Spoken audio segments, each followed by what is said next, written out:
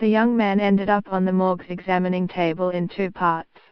He had been seized for selling cigarettes, a crime usually punished by flogging by the Islamic State group extremists who had occupied Mosul. But while he was being whipped, he shouted a curse insulting religion. On the spot, they cut off his head for blasphemy. Samed al-Atsouri, the 35-year-old medical assistant examining him, was sick of seeing Mosul's youth butchered for the slightest reason. The man was a newlywed. His family was waiting outside. It was one of the occasional times when the fanatics allowed the return of someone killed by the group. So al-Atsouri violated the rules. He picked out some thick thread and quickly sewed the man's head back on, then zipped him up in the body bag. He could sew a head back on a body in 4 minutes. The family quietly thanked him. The morgue in the northern Iraqi city of Mosul was where atrocity met bureaucracy, the processing point for the machine of butchery that the Islamic State group created across its territory in Iraq and Syria.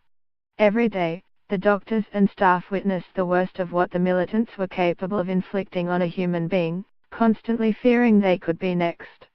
Yet the morgue men of Mosul found ways large and small to defy their captors by honoring the dead as best they could. "Our profession as doctors is all about humanity," said the morgue's senior examiner, Modha al-Omari. They were doing the exact opposite. The staff sometimes faced up to 60 or even 100 corpses a day. As pickup trucks laden with bodies did 3-point turns to back through the morgue's gates, hands, legs or heads fell off onto the ground. Some were the mangled bodies of civilians and IS fighters killed in bombardment by the US-led coalition or fighting with Iraqi troops. Others bore the marks of IS brutal enforcement of its radical version of Islamic law. A broken skull on a man with internal bleeding could mean he was thrown from a rooftop, the punishment for those suspected of being gay. A woman with a split skull from a blunt force was likely stoned to death, the sentence for accused adulterers. Then there were punishments for spying or blasphemy, a gunshot wound through the head or decapitation. Convinced its caliphate was here to stay, the Islamic State group was keen on keeping records like a government. As they put together death certificates, the examiners quietly documented his atrocities. They surreptitiously put an Arabic letter alif to mark a member of the group, and an M, the first letter in the Arabic word for executed, for the group's victims.